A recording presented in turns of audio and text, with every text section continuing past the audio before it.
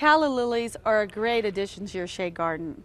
But remember, when you're planting calla lilies, at least in the Northwest, there's only two varieties that do well in the shade.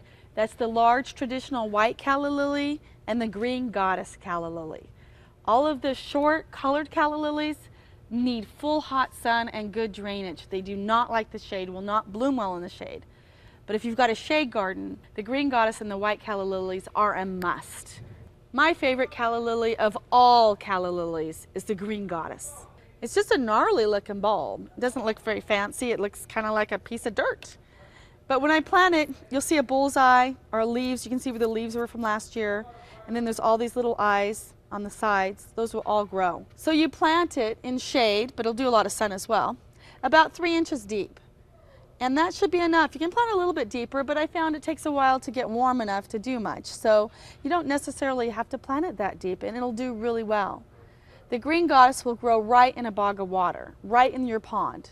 But make sure that it doesn't freeze solid in the wintertime. You might lose it if it's right in the water and the water freezes solid. In the ground, I've never lost them. But if they're in a pot, bring the pot inside in the garage or at least against the eaves so it's dry for the winter. And the best part of the green goddess is that it blooms sporadically year-round. I've had blooms at Thanksgiving, I've had blooms at Easter, I've had blooms in the middle of winter. Some years it never dies back. And the foliage is a little bit softer green, like a lime green, so it's very spectacular in your garden. And it stays about 2 or 3 feet tall, but I've seen a 15-year-old plant as tall as my Suburban. It got about 8 feet tall, but it had been watered really well and it had been there for years and years. So it's just a spectacular shade plant. If you don't have any other plants in your shade garden, get a green goddess. She is the goddess of all plants. Next, we'll talk about the traditional white calla lilies.